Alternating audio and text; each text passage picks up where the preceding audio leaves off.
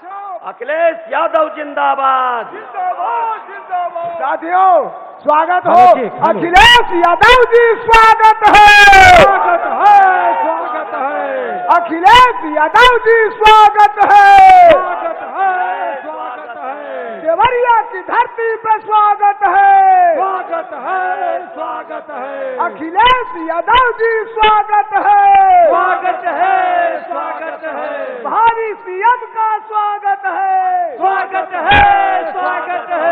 अखिलेश यादव जिंदाबाद। अखिलेश यादव जी स्वागत है। देवरिया की धरती पे स्वागत है। अरे भावी सीएम का स्वागत है। अखिलेश यादव जिंदाबाद। समाजवादी पार्टी जिंदाबाद। अखिलेश यादव जी स्वागत है। देवरिया की धरती पे स्वागत है।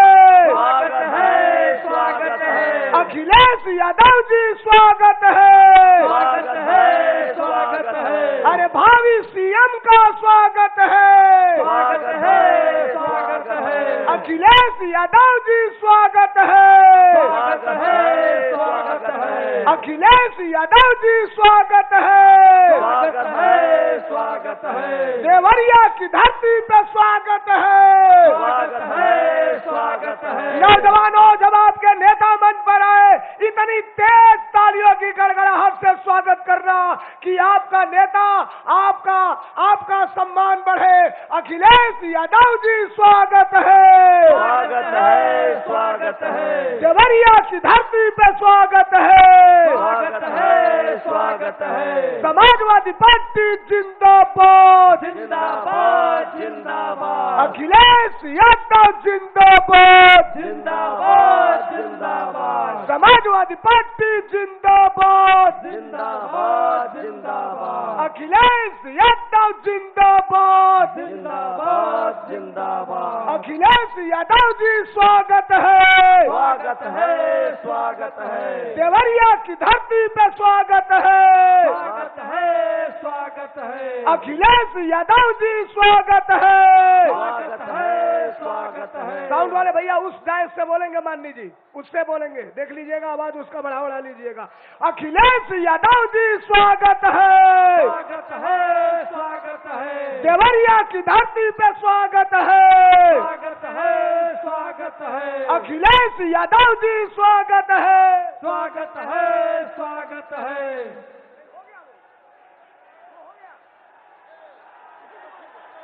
अखिलेश यादव जी स्वागत है।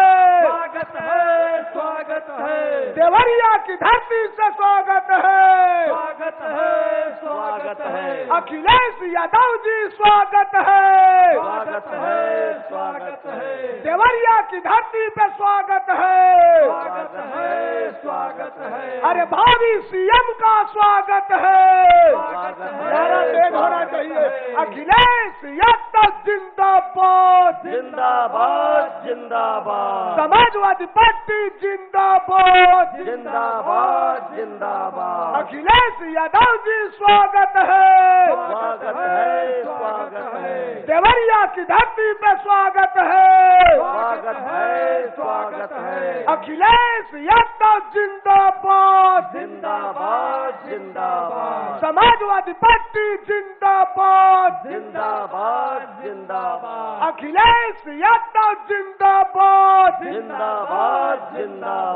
समाजवादी पार्टी जिंदाबाद। अखिलेश यादव जी स्वागत है। अखिलेश यादव जी स्वागत है। अखिलेश यादव जी स्वागत है। माननी जी आ जाए तो मंच के बाद सारा माइक बंद कर दीजिएगा। अखिलेश यादव जी स्वागत है। देवरिया की धरती पे स्वागत है। अखिलेश यादव जी स्वागत है। देवरिया की धरती पे स्वागत है।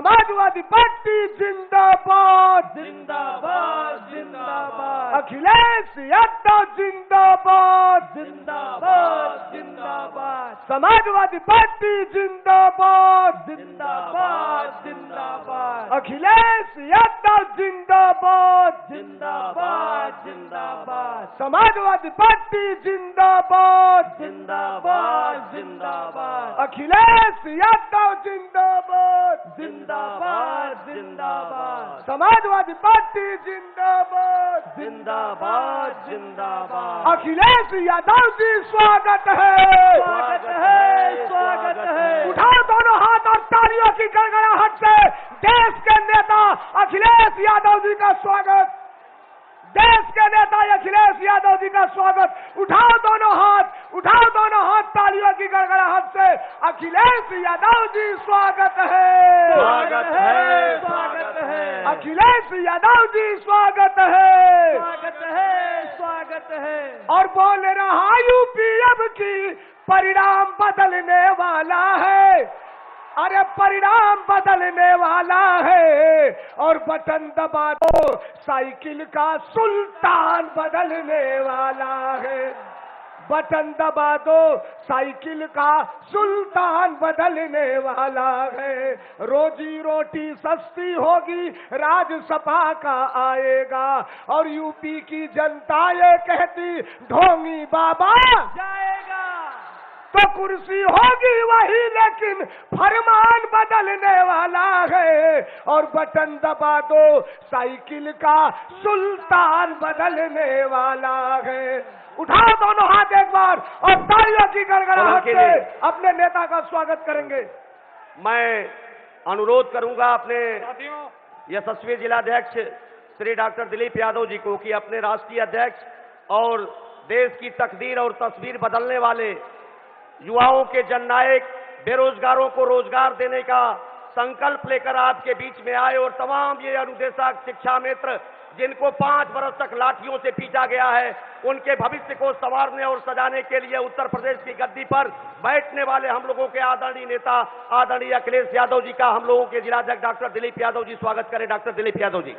माननीय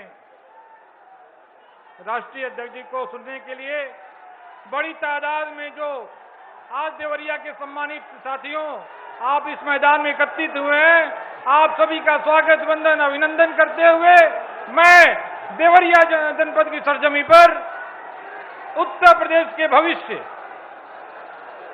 नौजवान, किसान, गरीब मजदूर की आवाज, बहनों की आस, अपने लोकप्रिय नेता समाजवादी पार्टी के राष्ट्रीय अध्यक्ष आदरणीय श्री अखिलेश यादव जी का देवरिया की सरजमी पर हम हार्दिक स्वागत वंदन और अभिनंदन करते हैं। साथियों, उत्तर प्रदेश ही नहीं पूरे हिंदुस्तान की राजनीति में श्री अखिलेश यादव जी के जैसा बेदाग और चमत्कार छवि का नेता आपको ढूंढने से भी नहीं मिलेगा। माननीय राष्ट्रीय अध्यक्ष जी जब मुख्यमंत्री थे तो उत्तर प्रदेश में जो विकास की बयार चली, आज जो योगी सरकार बैठी है उत्तर प्रदेश में, उन लोगों ने माननीय राष्ट्रीय अध्यक्ष जी के किए कार्यों का ही फीता काटने में 5 साल का समय बिताया। मैं आप सबसे कहना चाहता हूं कि माननीय राष्ट्रीय अध्यक्ष जी का हम सभी देवरियावासी आप सभी को संबोधित करने के लिए आमंत्रित करते हैं। आदरणीय राष्ट्रीय अध्यक्ष जी।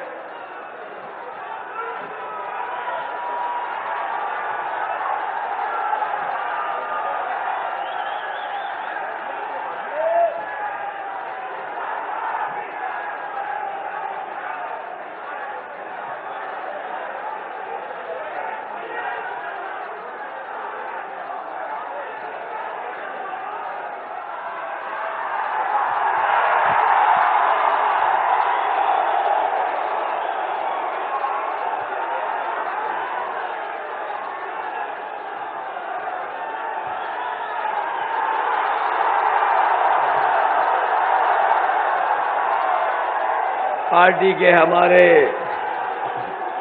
जिलाध्यक्ष दिलीप यादव जी, मंच पर हमारे साथ समाजवादी पार्टी की प्रत्याशी रामपुर कारखाना से श्रीमती गजाला लारी जी, भाटपार रानी से समाजवादी पार्टी के प्रत्याशी विधायक आशुतोष उपाध्याय जी, बरस से मुरली मनोहर जायसवाल जी, देवरिया सदर से समाजवादी पार्टी के प्रत्याशी अजय कुमार सिंह पिंटू सिंह जी, रुद्रपुर से समाजवादी पार्टी के प्रत्याशी राम भुआर निषाद जी, पथरदेवा से समाजवादी पार्टी के प्रत्याशी पूर्व मंत्री आदरणीय ब्रह्मा शंकर त्रिपाठी जी, समाजवादी पार्टी और सुभाषपा के दोनों दलों के गठबंधन के प्रत्याशी सलीमपुर मनपोर प्रसाद जी,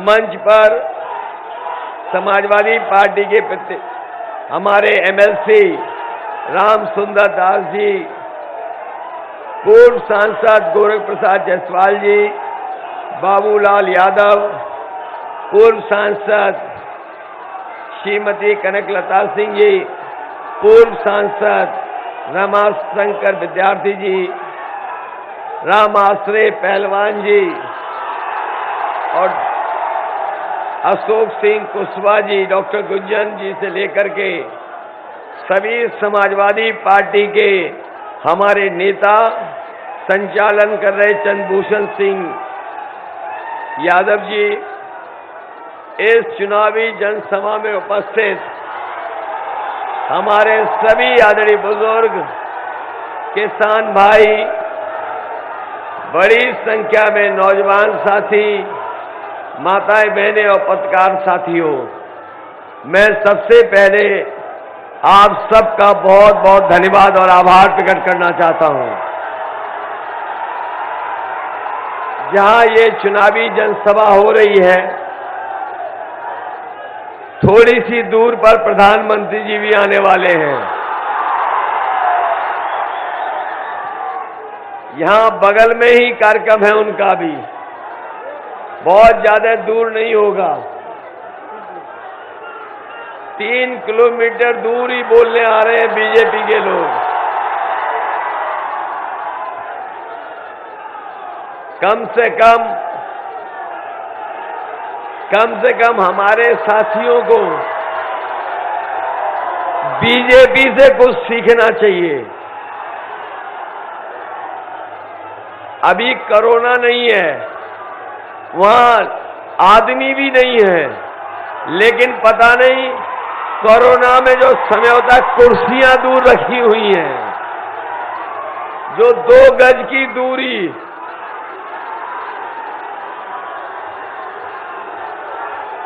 अगर 2 गज की दूरी यहां होती तो आसपास के खेत सब भर गए होते।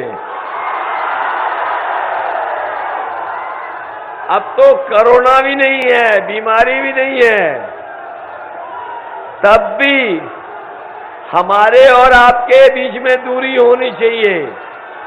बीजेपी के लोग कमाल के हैं कि अपनी कुर्सी भी बीमारी की वजह से 2 गज से ज्यादा दूरी में रख रहे हैं।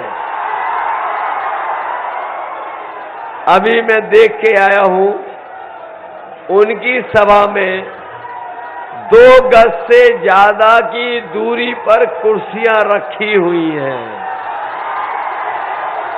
और इस सभा में मैं देख रहा हूं, इतने करीब में लोग खड़े हैं कि हवा भी नहीं आ सकती है, हवा भी यहां घुस नहीं सकती है। ये जो जन समर्थन दिखाई दे रहा है, ये जो जोश दिखाई दे रहा है, ये नौजवानों का जो पार्टी के लिए समर्थन दिखाई दे रहा है, मैं ये कह सकता हूं कि इस बार देवरिया जिले से सभी सीटें समाजवादी पार्टी जीतने जा रही है।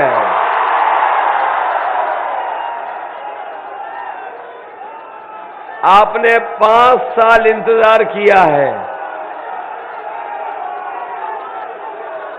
ये मुझे जो बड़ी बड़ी तख्तियां दिखा रहे हैं अनुदेशक, बताओ 5 साल इंतजार किया कि नहीं किया? ये बीएड टेट वाले लोग 5 साल से इंतजार कर रहे हो कि नहीं कर रहे हो? मैं पीछे भी देख रहा हूं, शिक्षा मित्र भी होंगे, बीपीएड वाले भी होंगे, ये अनुदेशक भी दिखाई दे रहे हैं, रोजगार सेवक भी होंगे। ये 5 साल से इंतजार कर रहे हो, अब आगे 5 साल तो नहीं इंतजार करने वाले हो। 5 साल और इंतजार तो नहीं करोगे? अगर 5 साल और इंतजार करना पड़ गया तो ये हमारे बीएड टेट वाले बूढ़े हो जाएंगे।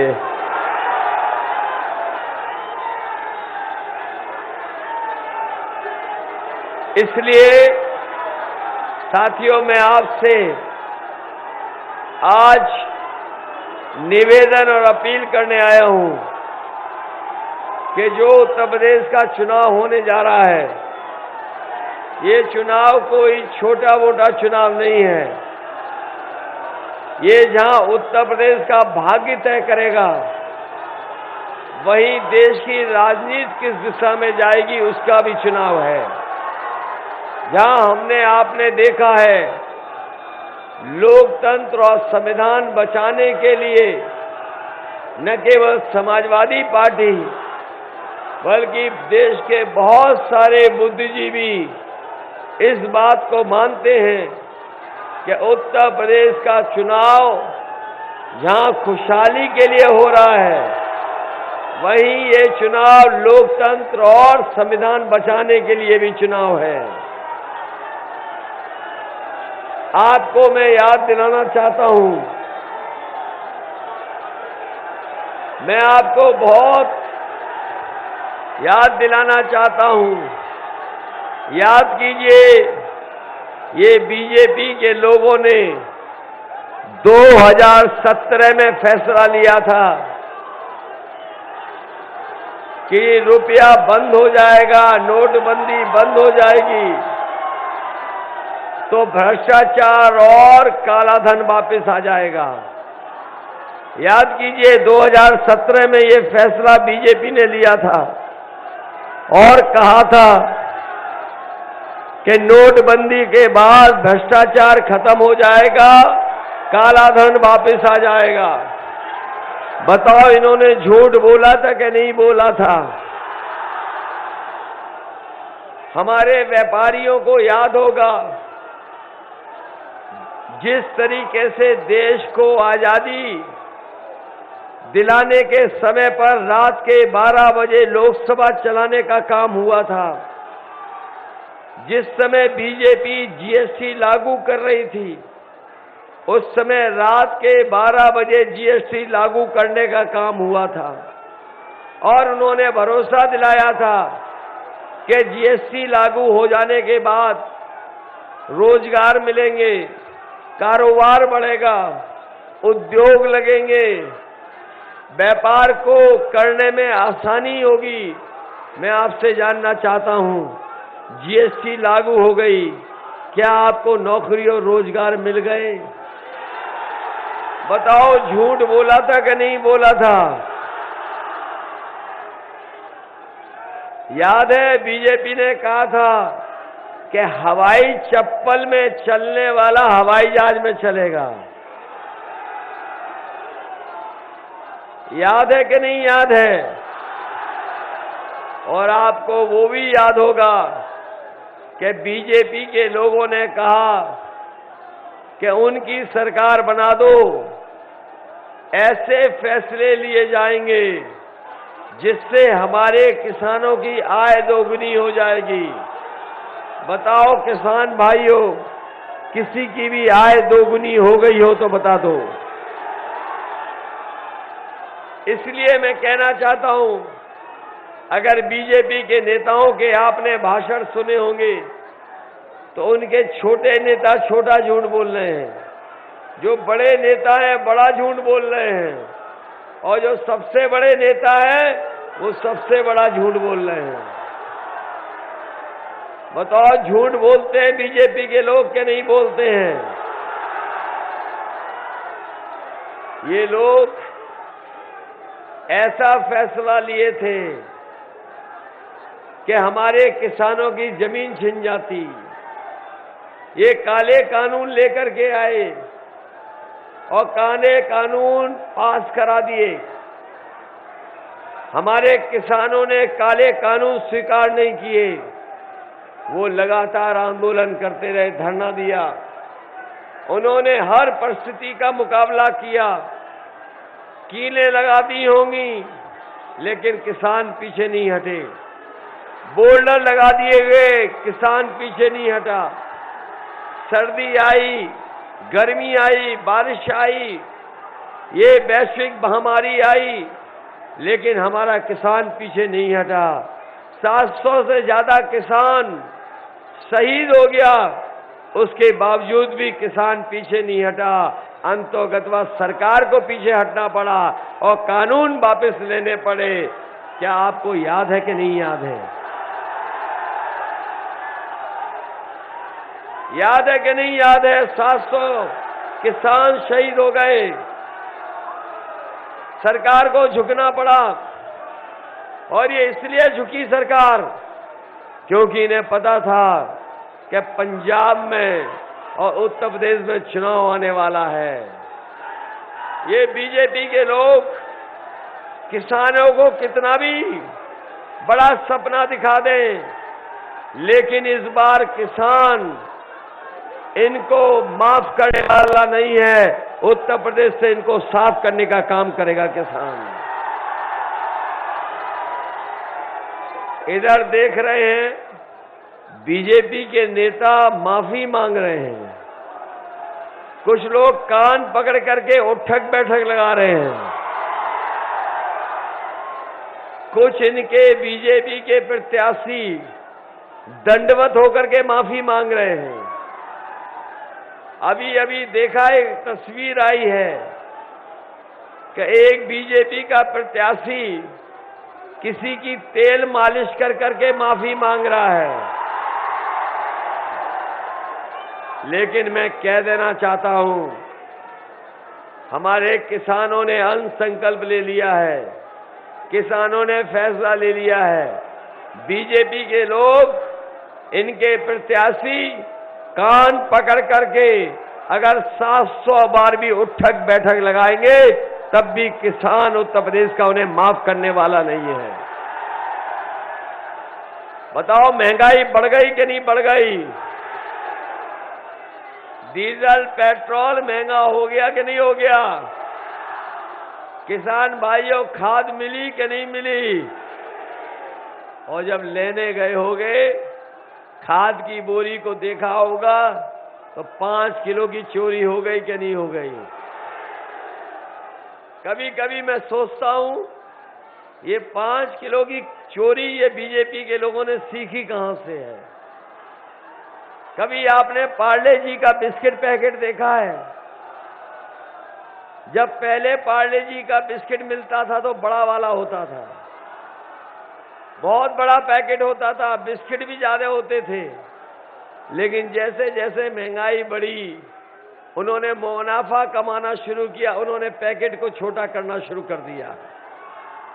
बताओ, पैकेट छोटा हो गया कि नहीं हो गया? अगर इस बार बीजेपी की सरकार आ गई तो ये बोरी में से 10 किलो की चोरी कर लेंगे। इसलिए सावधान हो कि नहीं हो?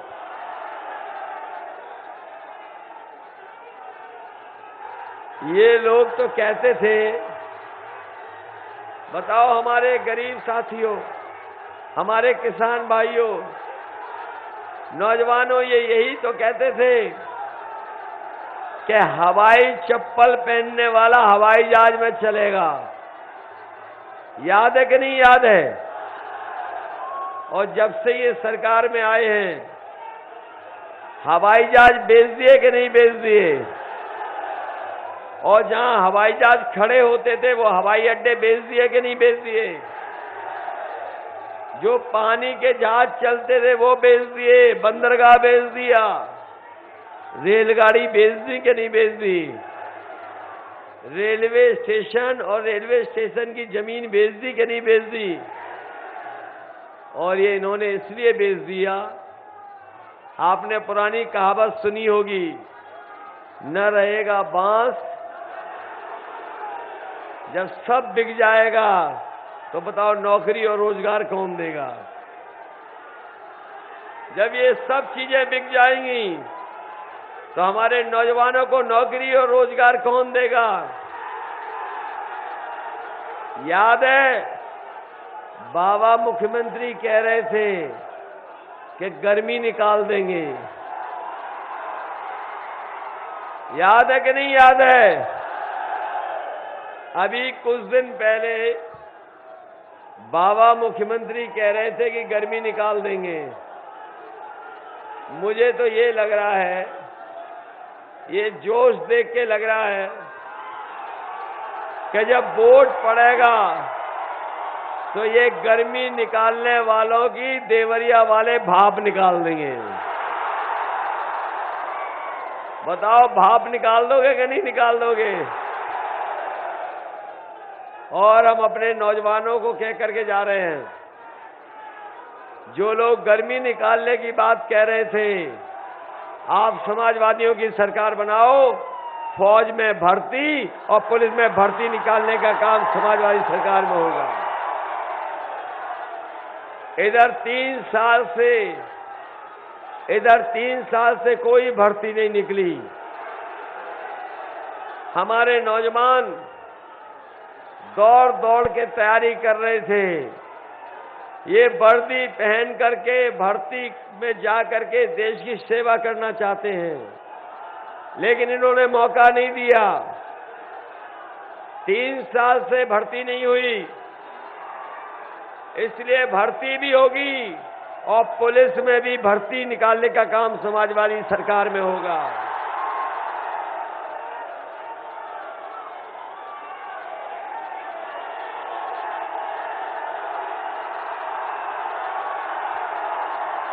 लगता है, लग तो ये रहा है कि बीजेपी का खाता नहीं खुलेगा।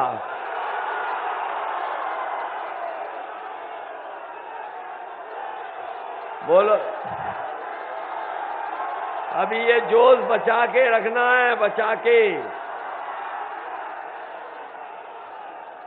इधर बाबा जी कह रहे हैं, बाबा मुख्यमंत्री जी कह रहे हैं कि हम 12 बजे सो के उठते हैं। कह रहे हैं, कई जगह पे नहीं कह रहे हैं, लेकिन जरा इनकी शक्ल देख लो, आजकल उनकी शक्ल पे 12 बज गए कि नहीं बज गए। और जब से पहले, दूसरे, तीसरे, चौथे चरण का वोट पड़ा है, ये गर्मी निकालने वालों के कार्यकर्ता नेता ठंडे पड़ गए हैं। जिन्होंने कहा कि 12 बजे हम सो के उठते हैं, आजकल हम उनके घर पर नजर रखे हुए हैं। और आजकल शाम को जब मैं देखता हूं, क्योंकि हमारा घर उनका घर एक दीवार है, और जब शाम को मैं देखता हूं तो कभी कभी धुआं उड़ता नजर आ रहा है।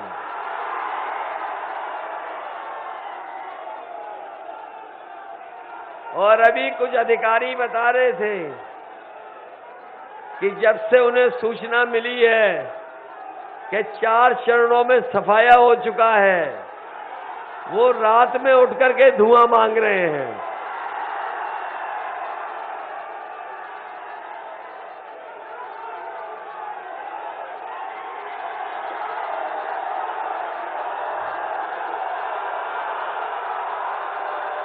अभी अरे ये विधायक है, विधायक आने दो भाई, आने दो इसको। अरे विधायक जी आ जाइए, आ जाइए।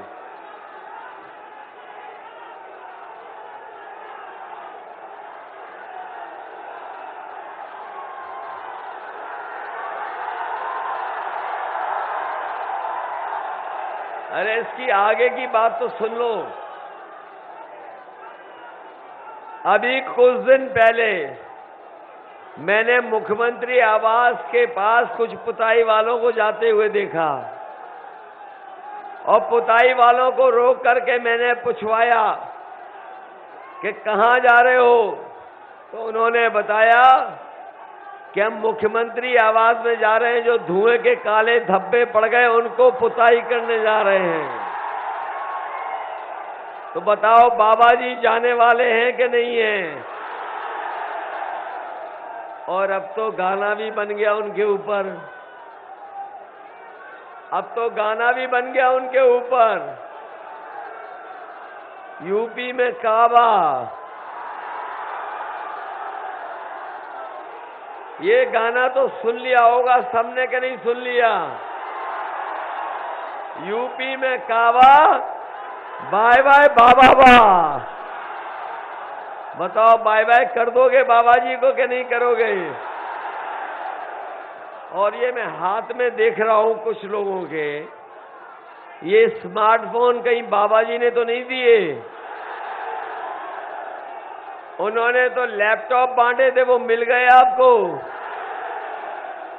आपको देंगे भी क्यों? वो तो खुद चलाना नहीं जानते। जो खुद नहीं चलाना जानता है, वो बताओ आने वाली पीढ़ी कुछ काम करना चाहती है, आगे बढ़ना चाहती है, उसको लैपटॉप नहीं दे रहे। और आपने देखा होगा कि एक तस्वीर उन्होंने डाली सोशल मीडिया पर, जिसमें वो खुद पूरब देख रहे हैं और जनता पश्चिम देख रही है। तब पता लगा कि वो स्मार्टफोन भी नहीं चला पाते। उन्होंने तो कहा कि 1 करोड़ स्मार्टफोन बांटे हैं, आपको तो नहीं मिले।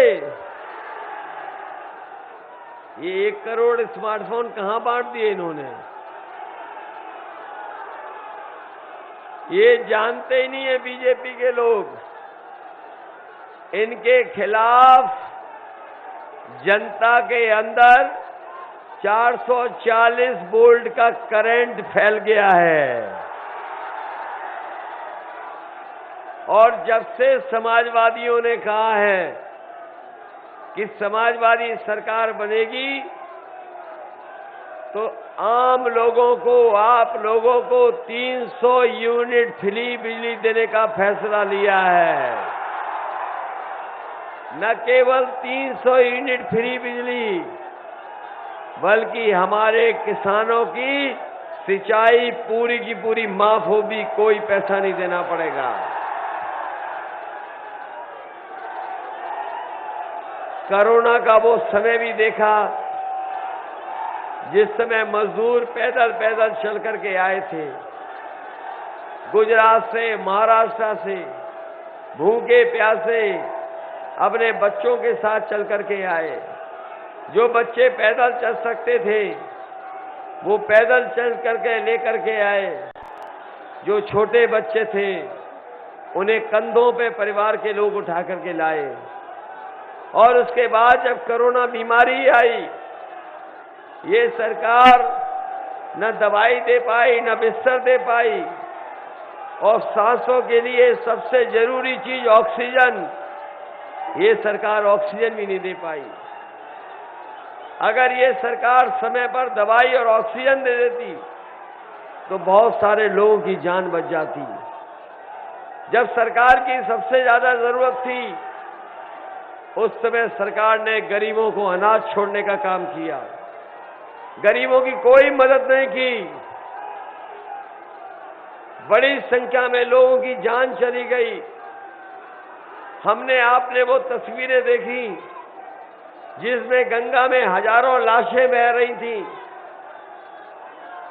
दाह संस्कार जो लोग करने गए, उनके परिवारों के सदस्य को लकड़ी नहीं तक दे पाई सरकार।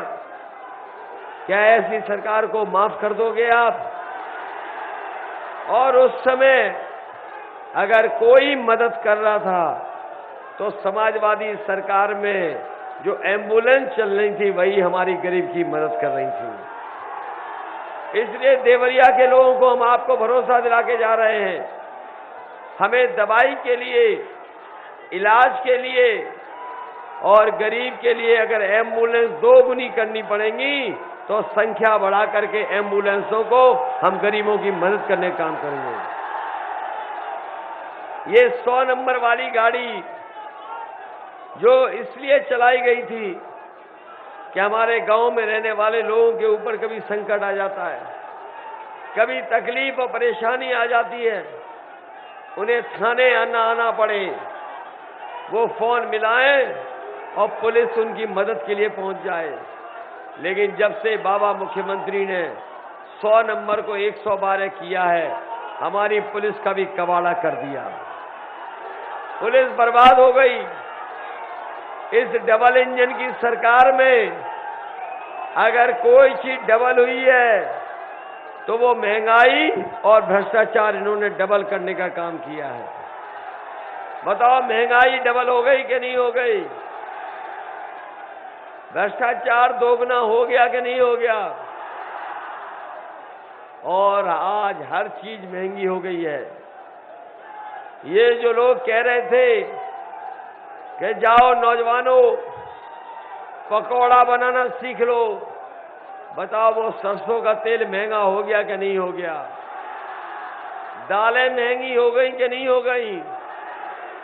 डीजल पेट्रोल महंगा हो गया कि नहीं हो गया? और याद रखना, अभी तो 100 रुपए पेट्रोल पहुंचा है, इनकी सरकार आ गई तो 200 रुपए में पेट्रोल बिकेगा, 200 रुपए में। नौकरियां नहीं, रोजगार नहीं, और किसान से लेकर के हर गरीब दुखी है। माताओं बहनों को जो सम्मान मिल जाना चाहिए था वो नहीं मिला, और व्यापारियों का जो नुकसान हुआ है बीमारी के समय पर, वो भी कोई भरपाई नहीं की सरकार ने। जो लोग नोटबंदी का फैसला लेकर के देश की अर्थव्यवस्था को बचाने का काम कह रहे थे, बताओ उनकी सरकार में बैंकों का पैसा लेकर के उद्योगपति भाग रहे हैं कि नहीं भाग रहे हैं? हमारा गरीब अगर लोन लेने जाए बैंक से तो उसकी जमीन और घर गिरवी हो जाता है। अगर वो पैसा नहीं वापस करवाए तो नीलाम तक हो जाता है। बताओ, एक उद्योगपति 28 बैंकों का 23,000 करोड़ रुपया लेकर के भाग गया कि नहीं भाग गया? और आप जानते होंगे जो भागा है उद्योगपति वो कहां का है? और ये पहला उद्योगपति नहीं है जो भागा है, पहले जो भागे थे वो कहां के थे? तो बताओ, उत्तर प्रदेश को बचाओगे कि नहीं बचाओगे? समाजवादी पार्टी ने तय किया है, सरकार बनेगी तो पुरानी पेंशन बहाल करने का काम समाजवादी लोग करेंगे। पहले माताओं बहनों को 500 रुपया पेंशन मिलती थी, इस बार समाजवादी सरकार बनेगी तो 1,500 रुपया महीना और साल का 18,000 रुपए देने का काम समाजवादी लोग करेंगे। इधर हमारे जागरूक लोग और गरीब भी ये जानता है कि बीजेपी के लोग पहले नवंबर तक दे रहे थे, ये राशन जो मिल रहा है पहले नवंबर तक दे रहे थे, और जब से चुनाव आया है इन्होंने कहा है कि हम मार्च तक देंगे। ये आप लोग जानते होंगे कि पहले नवंबर तक दे रहे थे राशन, अब मार्च तक दे रहे हैं। लेकिन समाजवादी पार्टी ने तय कर लिया है कि समाजवादी सरकार बनेगी तो 5 साल अपने गरीबों को राशन देने का काम होगा।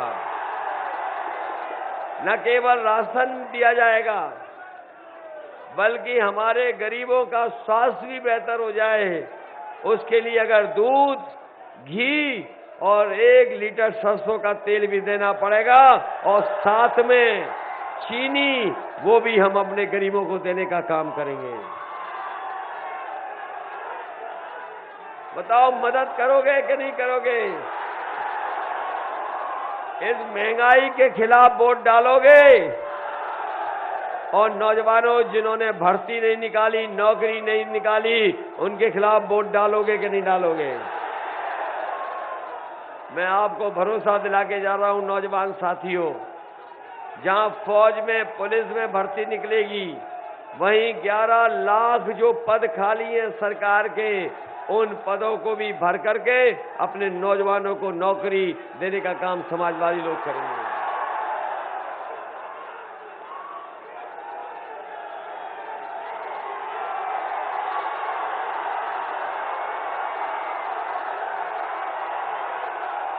हम सब परिवार वाले लोग हैं, हम सब लोग परिवार वाले लोग हैं और बाबा जी को एक सलाह देना चाहते हैं कि परिवार वाले जब कभी भी अपने परिवार के बीच में जाते हैं तो कुछ न कुछ लेकर के जाते हैं परिवार वालों के लिए। इसलिए हम बाबा मुख्यमंत्री से कहना चाहते हैं कि जब लखनऊ से छोड़ करके गोरखपुर आ रहे हो तो कम से कम अपने गुल्लू के लिए बिस्कुट तो लेते आना।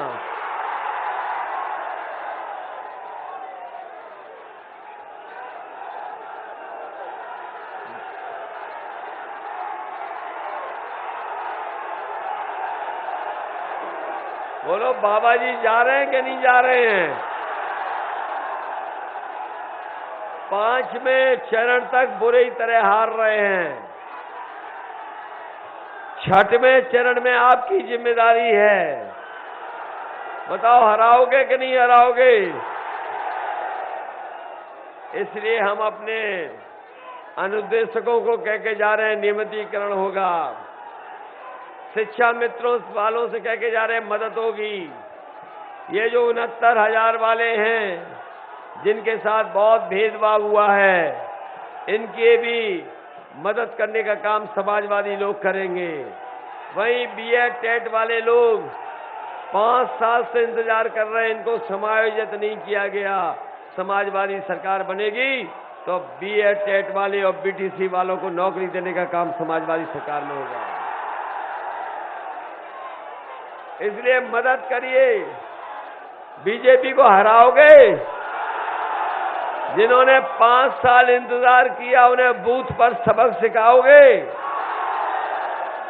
मुझे पूरा भरोसा है कि इस बार देवरिया से ऐतिहासिक परिणाम आने वाला है।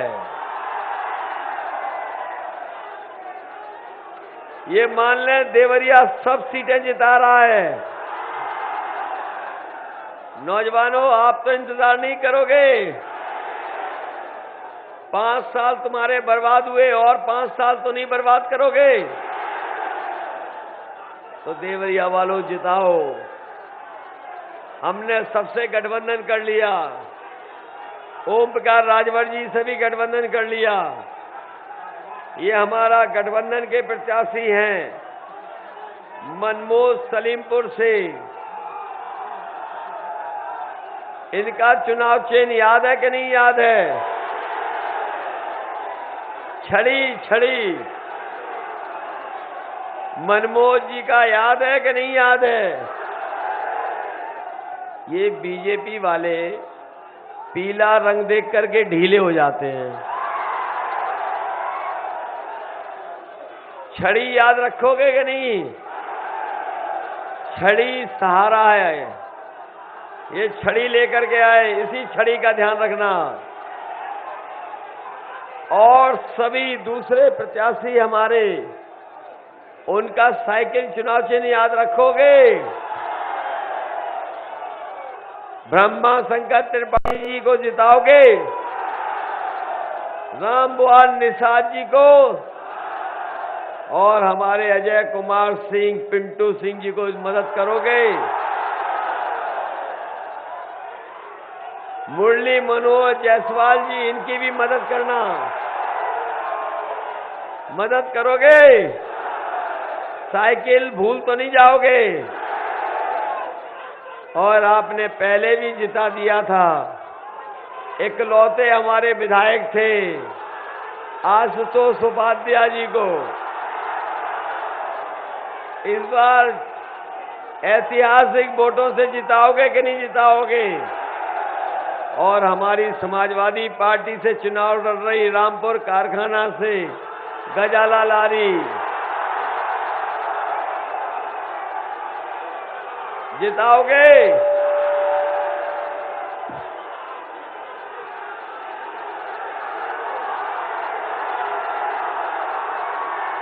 ये तो ऐसा जोश तो कभी दिखाई नहीं दिया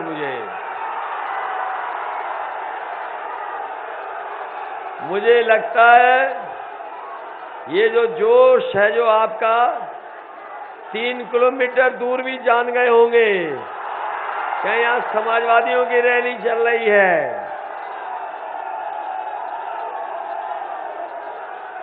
इसलिए आप सबसे निवेदन करता हुआ, अपील करता हुआ कि ये प्रत्याशियों का चुनाव तो है ही है, लेकिन ये सरकार बनाने का चुनाव है सरकार बनाने का चुनाव कि नहीं? समाजवादी सरकार थी तो मुझे याद है गोरखपुर से देवरिया, देवरिया से सलीमपुर सड़क बनाने का काम हुआ था कि नहीं हुआ था? और ये दूसरी वाली सड़क जो NHAI की बन रही है, RCC की, आपकी सरकार में जो मदद हो सकती थी वो करने का काम किया था, जिसकी वजह से आज सड़क बनती चली जा रही है। आपके यहाँ पुल भी दिए, सब स्टेशन भी बनाए, और अगर हमें और सुविधा देनी पड़ेगी, अगर इलाज के लिए, दवाई के लिए गरीबों को सुविधा देनी पड़ेगी, तो आपको गरीबों को एक भी पैसा नहीं देना पड़ेगा। इलाज के लिए समाजवादी सरकार में मदद होगी। अपनी माताओं बहनों को 1,500 रुपए पेंशन देंगे। और नौजवानों, हम कह के जा रहे हैं आपसे, इधर IT के सेक्टर में नौकरी देनी पड़ जाए, ट्रेनिंग करा करके, नए कोर्स चला करके, तो 22 लाख IT के क्षेत्र में नौजवानों को रोजगार देंगे। वहीं फौज में, पुलिस में भर्ती निकाल करके नौजवानों को वर्दी पहनाने का काम करेंगे।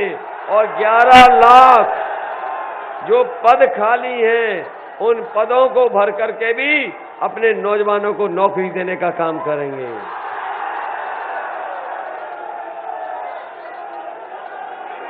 मैं आपसे जानना चाहता हूं,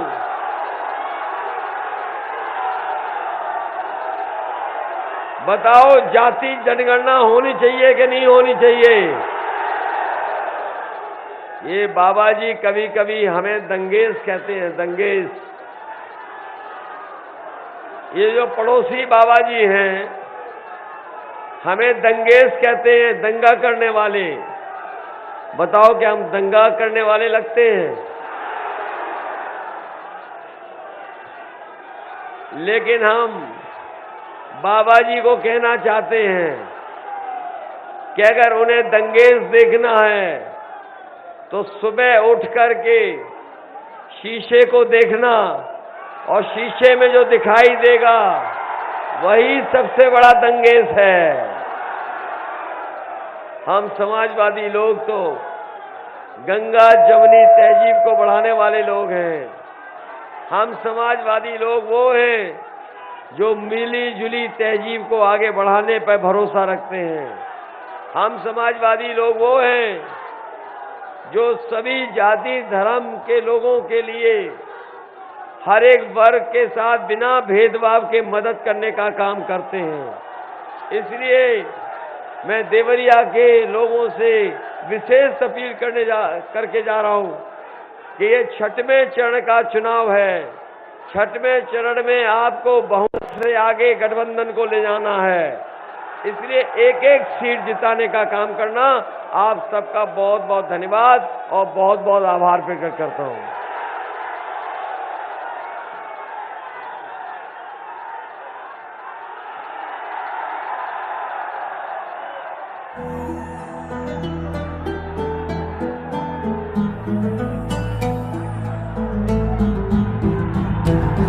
कायल है बस कर्मों का,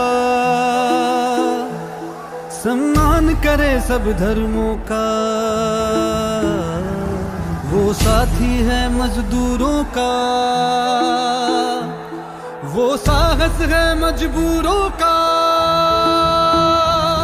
हमदर्द जवानों का है वो, और दोस्त किसानों का है वो। इंसाफ है उसकी आंखों में, वो एक है सचमुच लाखों में। वो धूप में साया बनता है, अब उसके पीछे जनता है। 10 मार्च को चमकेगा तारा अपने उत्तर प्रदेश का। स्वागत है 10 मार्च को अखिलेश का। स्वागत है 10 मार्च को अखिलेश का। स्वागत है 10 मार्च को अखिलेश का। स्वागत है 10 मार्च को अखिलेश का।